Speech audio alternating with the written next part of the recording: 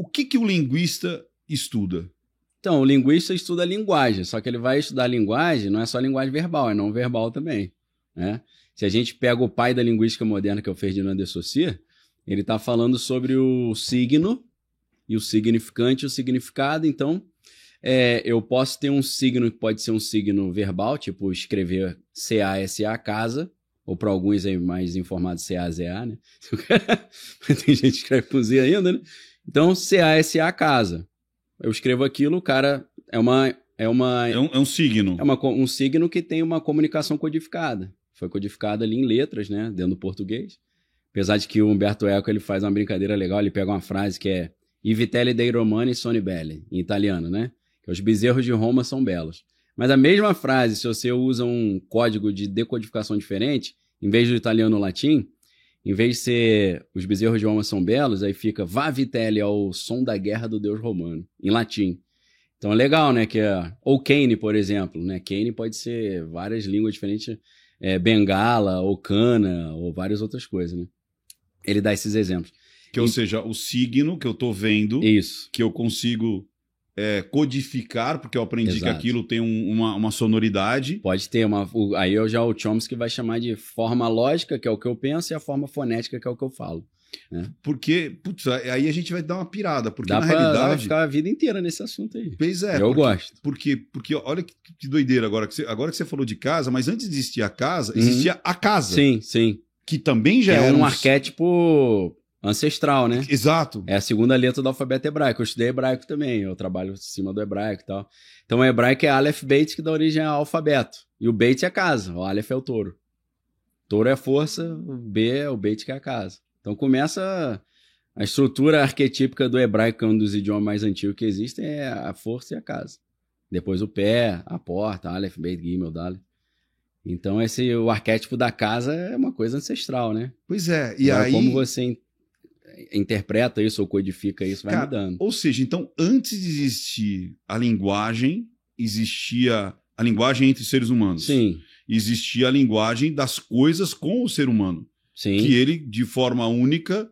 E, cara, qual foi o momento que, assim, mais antigo que você acredita ou que tenha indício que dois seres humanos conceituaram de tipo, isso, é água. Ou então que isso aqui é legal. Ou que isso aqui é legal. Ok, isso aqui é não ok.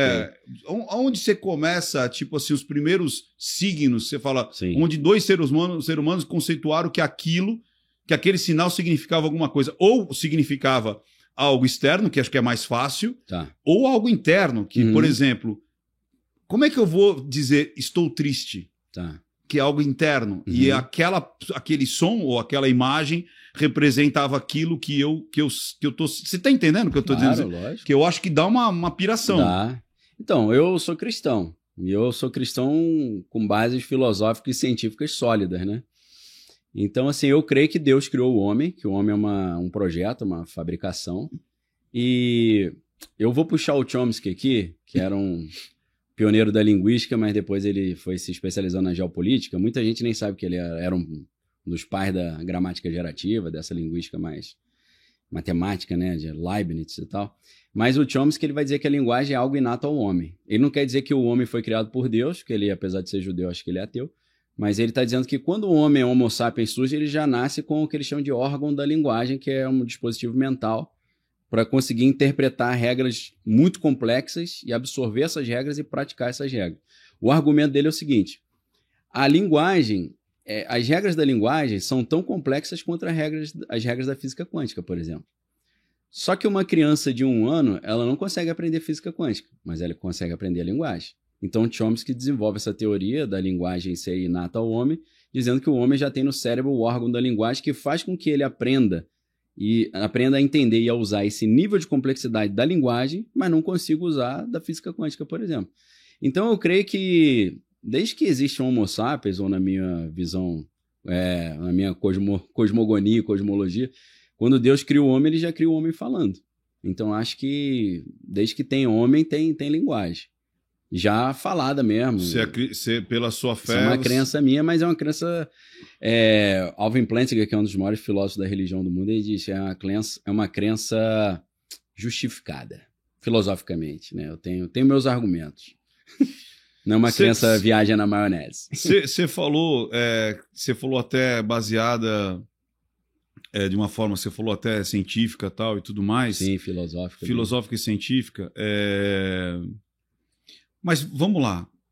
Do mesmo jeito que você vê a pulsão criativa do homem, e é uma coisa que você nota, não é possível a gente não notar que o cara começou a andar, daqui a pouco ele foi para cima do cavalo, daqui a pouco ele criou uma biga, daqui a pouco ele criou o vapor, daqui a pouco ele combustão. Então você vê que a pulsão criativa entre ele e o mundo sofreu uma evolução. Total. Assim como a linguagem.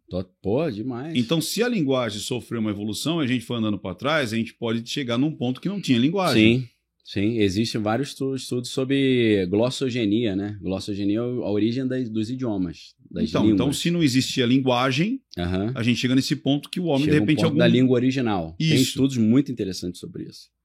Então, mas aí chega nesse ponto que eu te perguntei qual que seria o estudo mais antigo, onde em algum momento falou, porra, aqui a gente conseguiu perceber que existia uma conceituação, apesar que também você pode ter passado milênios entre eu aceitar símbolo, até esse símbolo ser gráfico para ficar para a posteridade. Mas isso você tem o quê? Sumérios? Sumérios. Na escrita dizem que são os sumérios.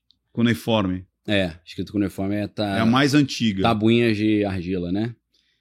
Só que antes... Pra quem não sabe o que é cuneiforme.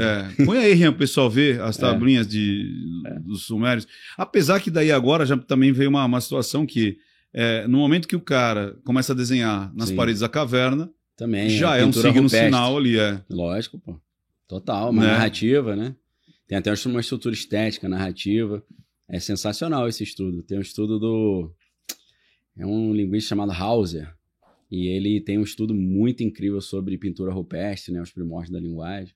Você acaba de assistir a um corte. Para você acessar o conteúdo na íntegra, o link está nas descrições. E para você não perder nenhum bate-papo, inscreva-se agora no canal.